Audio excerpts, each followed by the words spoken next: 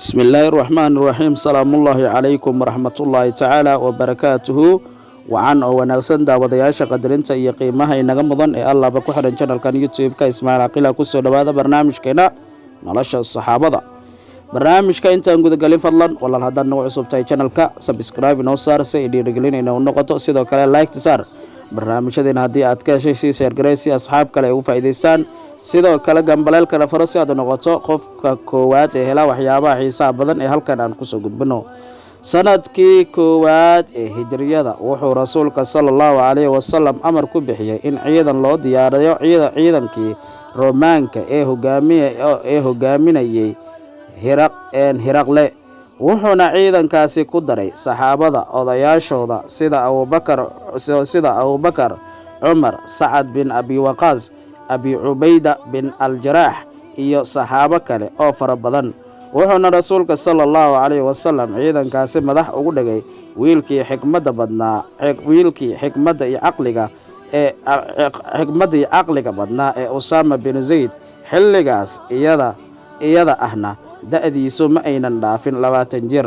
ciidankii oo ku jira isdiyaarinta ayaa waxaa xanuunsaday rasuulka sallallahu alayhi wasallam wuuna sii kordhay xanuunkii iyo cudurkii rasuulka sallallahu alayhi wasallam hayay sidaa daraadeed ciidankii muslimiinta waxay dib u dhigeen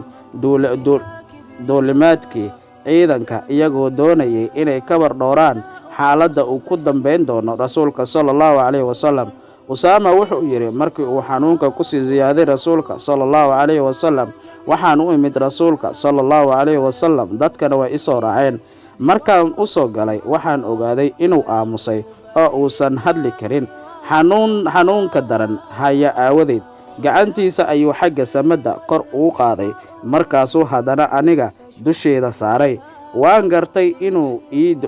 duceynayo wax yar kama soo wareegan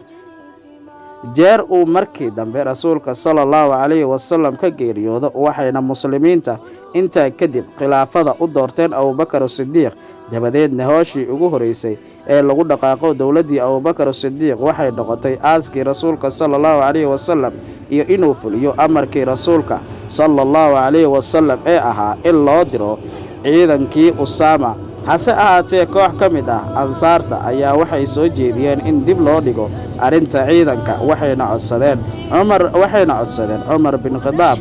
Umar bin Khadaab inuu balla hadlo Abubakar iyagoo ku yiri haddii uu diido waxaan ka ahayn in ciidanka la diro waxaad naga gaarsiisaa inuu talada ciidanka noogu dhiibo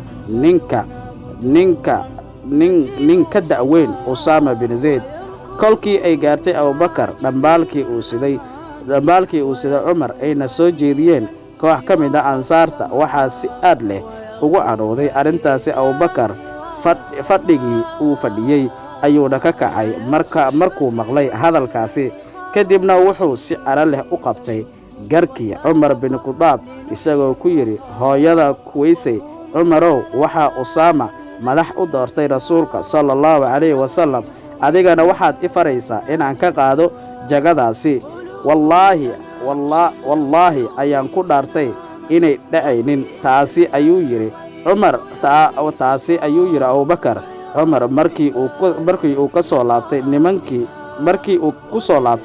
nimankii u soo dhiibtay dhambaalkaasi waxay weydiiyeen wixii uu la kulmay wuxuuna ku yiri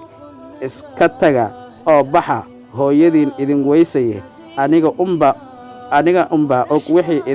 idinka dartiin aan kala kulmay khilaafkii rasuulka sallallahu alayhi wasallam ciidamadii uu hogaaminayay wiilkii dhalinyarada ahaa waxay bilaabeen in ay ambabaxaan waxaana ciidankii sagootiyay khaliifkii rasuulka sallallahu alayhi wasallam oo dhulka socda iyo Usama oo saaran awrkiisa Usama ayaa yiri Abubakar khaliifkii rasuulka